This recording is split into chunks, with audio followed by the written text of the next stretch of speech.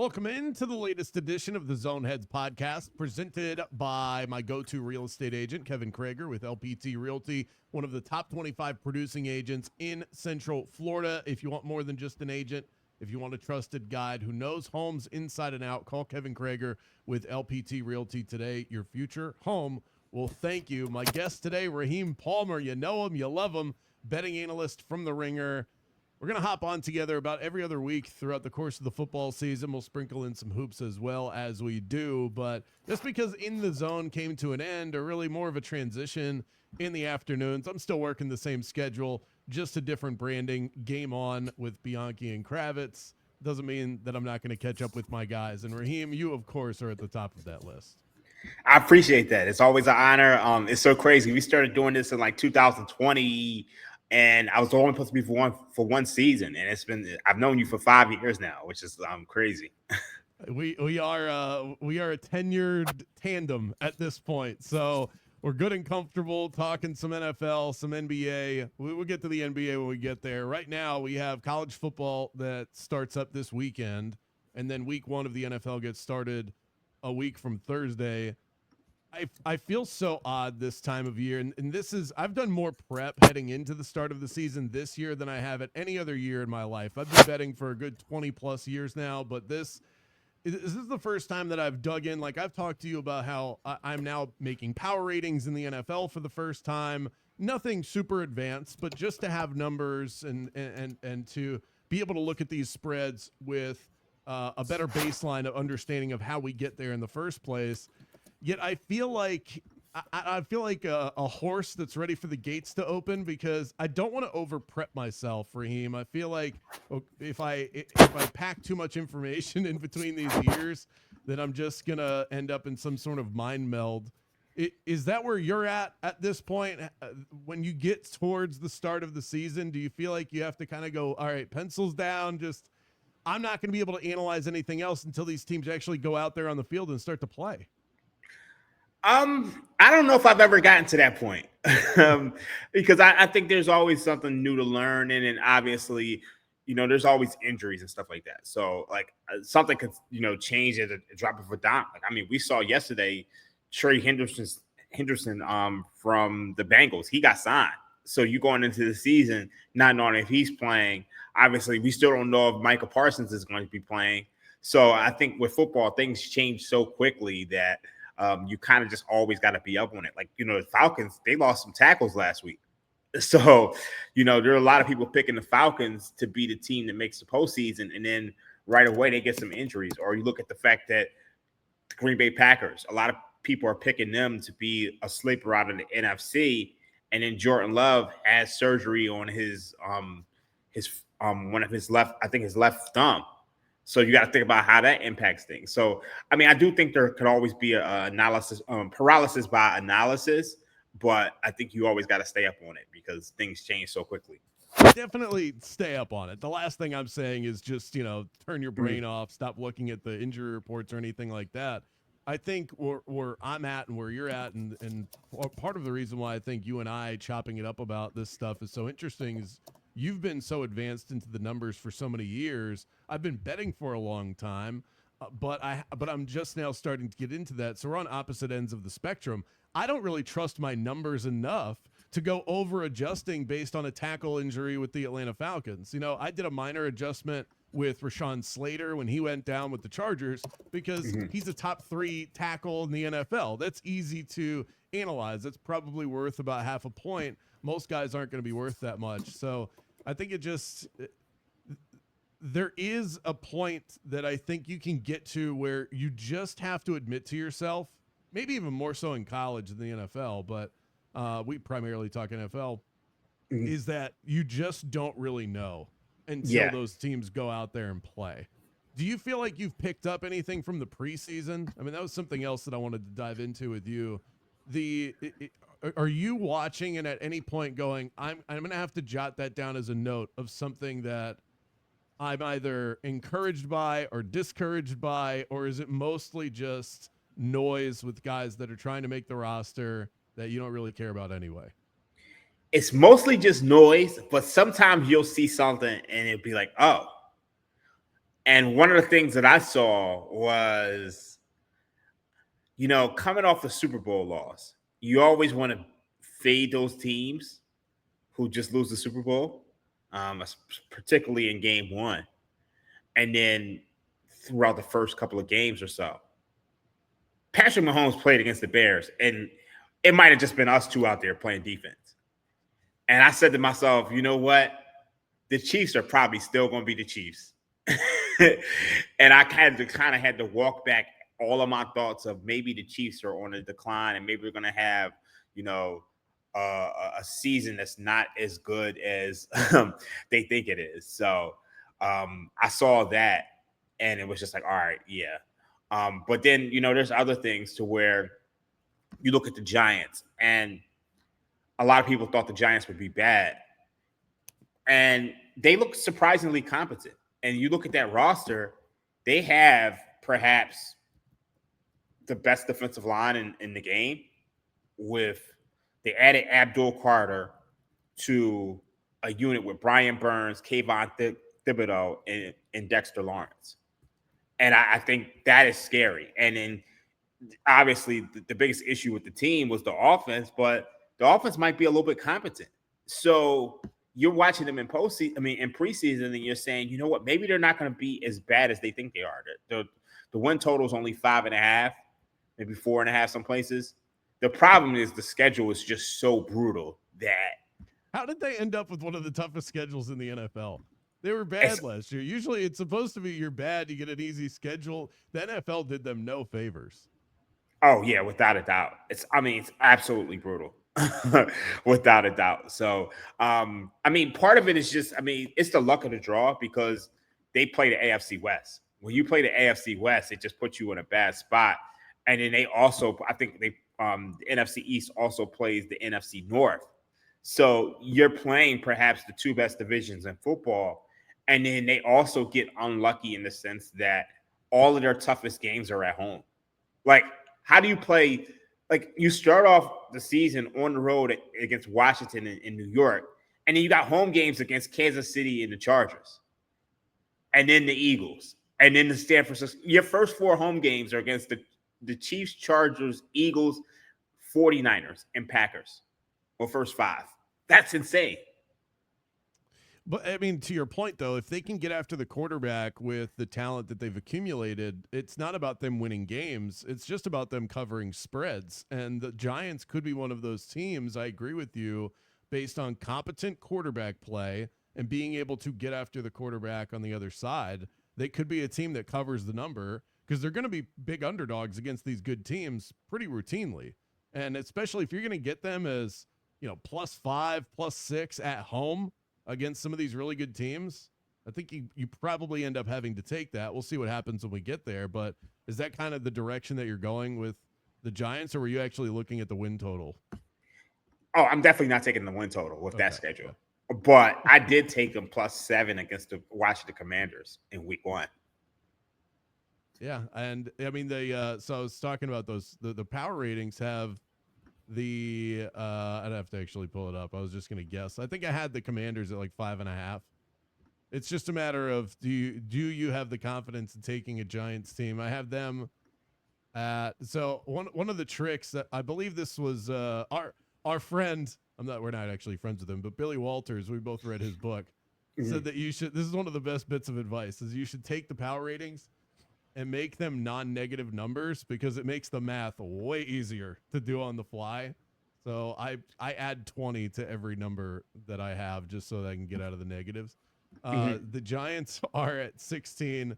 The Commanders are at 22. So that's a 6-point spread. You get 1 point of value with the Giants according to that. So is that around? I'm curious. I'm just going to start throwing some of these at you because I'm curious how close we are.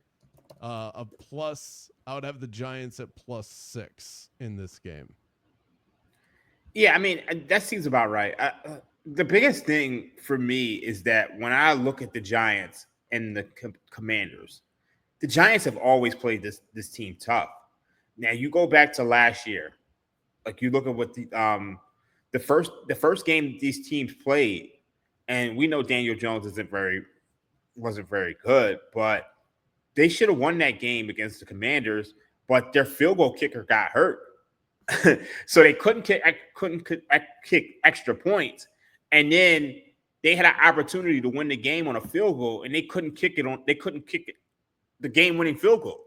They had to go for it on fourth down. Of course, they don't get it. The Commanders come down, kick the game-winning field goal. And it's just, as a whole, you're just looking at teams who are probably closer than the market indicates. You look at the Commanders last year. They probably had the best fourth down percentage like we've ever seen. Like, they were 87% on fourth downs, 20 of 23. So if they get any fourth down regression, you're talking about a team who isn't nearly as good. And you look at the quarterbacks they played last year: Daniel Jones, Andy Dalton, Caleb Williams, Daniel Jones, again, Cooper Rush, who they lost to, Will Levis, Jake Hanner, Spencer Rattler, Kenny Pickett, Trey Lance, Deshaun Watson, and Joe Burrow. Like, Joe Burrow might have been the only good quarterback they played, and they were just 1-4 against playoff teams. You're looking at Jay Daniels. He had a 146 passer rating on fourth down, 8 completions, 77 yards, 2 touchdowns, no interceptions, and 9 rushes for 85 yards on fourth down alone. And I mean, it's just, you look at last year. What was the line on that game last year for against the Giants? I think they were -3 in the opening game. They were -3 in the opening game, and obviously they won. So what that was the you're talking about the first time they played each other last season? Yeah. The first time they played each other last season, the opening line was Commanders -3. It actually closed at -1.5 Commanders, and that line covered. They won the game by 3. The Commanders did. Yeah, so it's like, you look at that game, and it's just like, how do you get the 7? Obviously, the second game, they didn't beat them by 7 either time. Yeah, matter of fact, it was. I'm looking at it now. It was 1 in the first game and 4 in the second game. So you're telling me the Giants are that much worse this year, or is it just the perception of the Commanders is that much higher? So I think that's where the discrepancy comes. And it's like, the Commanders, I mean, let's be honest. They had a lot of things that went their way last year, but they did get better. They added Deebo Samuel, they added Laramie Tunsil, they added. But you know what though? People will tell you, Laramie Tunsil was on that Houston offensive line, which was bad last year. Right. So, like, did they really get better? And then, I mean, Deebo Samuel, a lot of people will tell you he's washed up. So it's like, how much better did they get, or did the perception of them value? Yeah, and that right there, these are things that you have to look at. Early on for me, line movement has not been my friend, Raheem. I'm on. We talked about this a couple of weeks ago. I liked the Chargers +2.5. That was before the Rashawn Slater injury. Now I'm just sitting on a bad number, and I think more people have come in on the Chiefs and have gained some confidence based on how sharp they look. They're at -3.5 now, so I'm just sitting on a bad number. There's nothing I can do with that. The Panthers, I got at +2.5. That's moved up a half point to a full point in certain areas towards the Jaguars. So those are the bad ones. I do have some good ones out there, but your thoughts on those 2 games to open up the season? You have the Chargers and the Chiefs in Brazil, and 2 teams in the Southeast, and the Panthers and the Jaguars, that both might be pretty bad, but are expected to be better than they were a year ago. Ooh, so that Chiefs-Chargers game is interesting because obviously you're going to have a lot of people fading the Super Bowl loser. But the last 2 years, the Super Bowl loser has actually won and covered the spread. You go back to 2023, Eagles were laying 3.5 against the Patriots. Eagles go out there and win 25-20. You go to last year, a lot of people were high. I remember that one. The Patriots were covering the entire game. Yeah. You go back to Cam Newton, I think, was the quarterback. Nah, I think that was Mac Jones. Was it? Okay. Maybe I'm thinking of a different game. Actually, the Eagles were covering most of the game, and then Mac Jones had a chance to come back and cover. That's what it was. And he threw the interception or whatever. I just remember sweating that one. Yeah, that was definitely a sweat.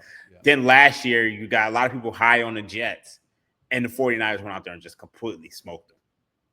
I think it was on Monday Night Football.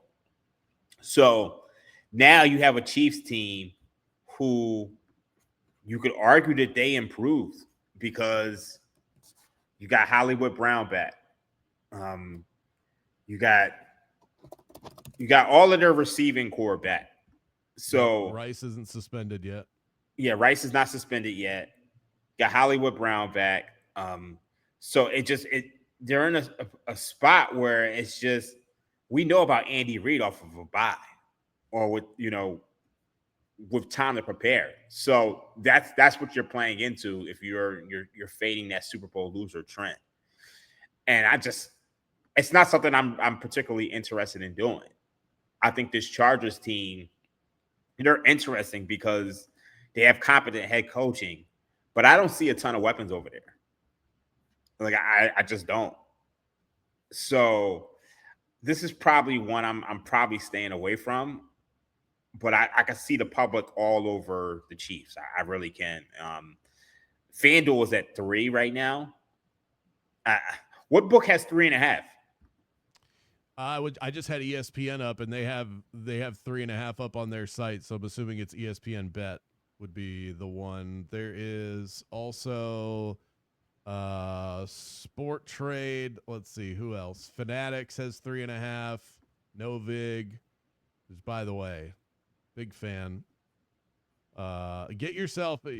Are you big on the peer-to-peer betting sites? I feel like it's such a great way to just have, especially for me, I'm in Florida, so I got to have a couple of outlets that outside of Hard Rock Bet in order to get the best price available. But I don't know. Are you in on those?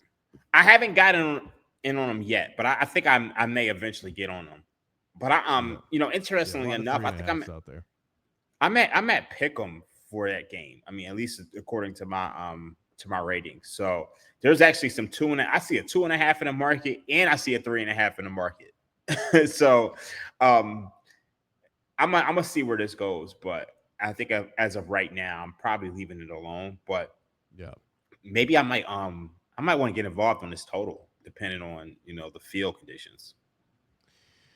I remember last year it was pretty bad. They were slipping all over the place, but I think they still scored a lot of points, if I remember correctly, between the Eagles and the Packers. So that can be. Yeah, I think that's why they scored all those points because. So is that more of a defensive advantage or I guess it's be more of an offensive advantage because at least you know where you're running to on offense and on defense.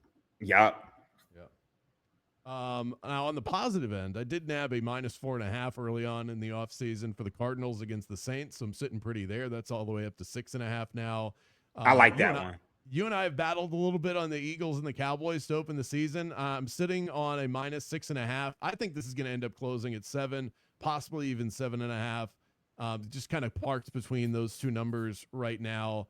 Any further read, since that is the big game to open the season on the Eagles and the Cowboys? I am leaning into the trend. Back to our boy Billy Walters, who says in his Bible, +4 for the team that wins the Super Bowl in the first game of the season, which feels extreme because then how do you not take them +4? You had 4 points to any spread. You're always going to end up liking that team. I got to correct that. So it's please. Not +4. If you look at, I think he said there's a coefficient. So if you pull it up, I think it's +4 divided by, damn, I wish I had the book on me. You actually have to divide that by a number. So I think it's okay. Like I'm gonna need that equation because I had the audio book. I'm just writing all of this stuff down, and then I wound up putting it in a spreadsheet. But yeah. Oh shoot! I just realized. Damn. You know what? You got it. In fact, where's my book? Damn, where is it? He's on the search now. I don't know. Because that is crazy. And then so yeah, it's not +4. I think it's damn. I literally have no idea where it's going. Oh, here it is. But it's not charged. It says the loser. So then this makes even more sense because the loser of the Super Bowl first game +4 for the opponent. It's just so extreme. Yeah, it's not unless you're missing a quarterback to take that many points off or into the spread. It's a half a point. I think it's either it's 25% of a point or a half a point. Well, that makes a lot more sense. Yeah, it's not +4. You have to all of those every single one of those the things The in game there. factors. Yeah, I've got every single one of the game factors you have to I got divide all them of them by. written down here. Home team Monday Night Football +2. I'm assuming that's not a real +2. That's part of an equation. Yeah, you have to divide the game factors by that's crazy. I didn't think about if you're listening to the audio book, he probably didn't even put that in there, or he probably He does go over an equation in the book, but it's separate from the game factors themselves. I don't know if it was implied. you know what it was? It was divided by 2. So I think it was 4 point. You got to divide it by damn, what is it? Hold up, because I did the math, and I remember writing it down. In Billy Walters' book, he has a Super Bowl loser as being minus 0.8 to the point spread. So basically almost 1 point. And then it's minus 0.4 for the next 3 games as well.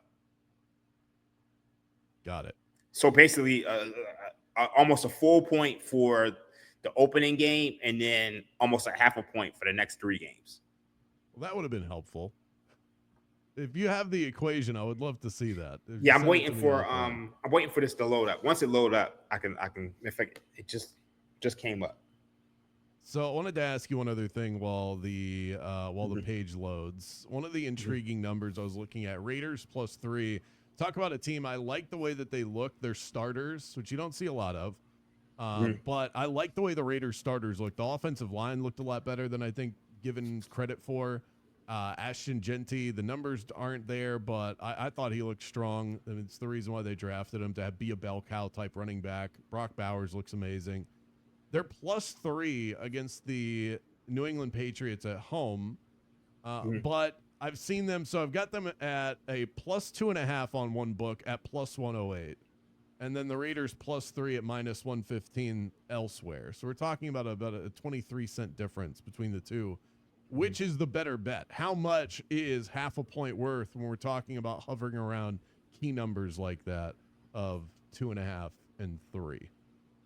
Oh, say that again? I'm sorry. How much is half a point worth if you're hovering around a key number? So it's going to be worth more or less depending on what number we're talking about. But 2.5 to 3 is important. Yeah, so you're talking like 10 to 15 cents on. A lot of these books will charge you 20 cents to buy onto the 3 at this point in time. But if you can get it for if you're laying like 125, I think you're in a good spot. Okay. But yeah, it loaded up.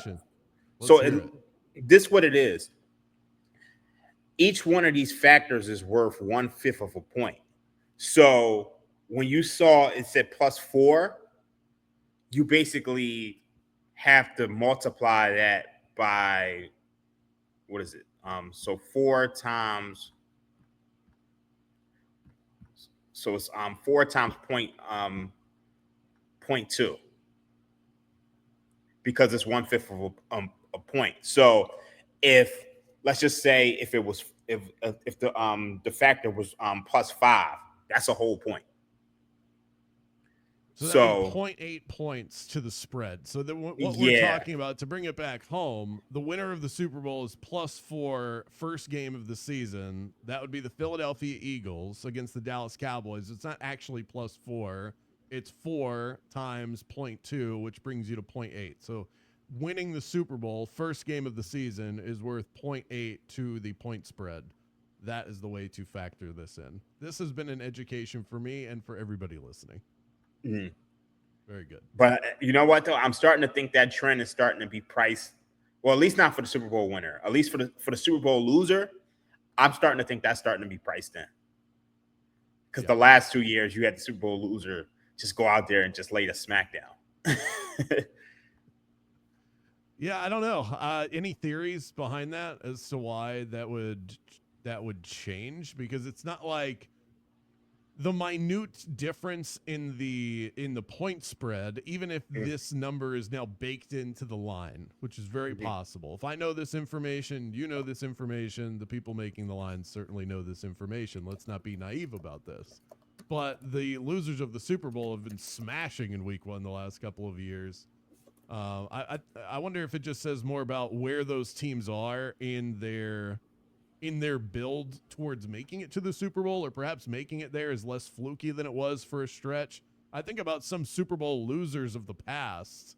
Like, for whatever reason, the Atlanta Falcons, the year they played the Broncos in the 90s, like, that team wasn't a Super Bowl team. They just made it to the Super Bowl. So they end up overinflated the following year. I think a lot of the teams that have been making it to the Super Bowl the last couple of years are just really good teams that would deserve to be champions, but they lost in the Super Bowl. And there is a difference between those two. Yeah, I think a big part of it is you look at who's going to the Super Bowl. Like, since like 2016, you've pretty much had either the Chiefs, Tom Brady, Kyle Shanahan, or the Eagles going to the Super Bowl. Right. Outside of the Bengals. And we know the Bengals always start slow. And then, I mean, if it's not Kyle Shanahan, it's Sean McVay. So you've pretty much only had, 4 or 5 organizations go. You had Andy Reid and Patrick Mahomes. You had Tom Brady, wherever he was. You had Kyle Shanahan, and you had Sean McVay. Those are the, and then the Bengals snuck in there. And then, obviously, the Eagles have gone a couple times. But other than that, nobody else is really gone. Right. And the Bengals, Kyle Shanahan was with the Falcons. Yeah, the Bengals would fit the description of what I'm talking about. A team that made it to the Super Bowl that wasn't really a deserving Super Bowl champion, but they were in the game. And then I would venture to guess, based on the way they've started their seasons, they did not cover the spread in week 1 the following year. Yeah. So maybe those are the teams to look. So in that sense, fading the Chiefs, I think the general point is fading the Chiefs in week 1 because they lost the Super Bowl. Probably not wise, but here I sit with a 2.5. That does it for this week's episode of the Zoneheads podcast. Back at it next week. More great fantasy and sports betting content. Visit my website, zoneheadsmedia.com, to keep up with everything that I've got going on. Raheem Palmer, how can they find you in your various outlets? You can find me at I am Rostradamus on Twitter. And then also we launched a new Ringer gambling feed on YouTube. And we're doing this live every single day. That's great. It's no longer, I mean, it's still on Spotify. So if you caught it late, you can listen to the podcast on Spotify, but we're on YouTube every single day. Me personally, I'm on Mondays, Thursdays, and Sundays. So make sure you check us out on YouTube, Ringer Gambling Show. You can check us out on Spotify. You can check me out. I am Rostradamus on Twitter and Instagram. I cannot endorse following this man enough. Thanks so much, Raheem. Appreciate it. Thanks so much. I appreciate it.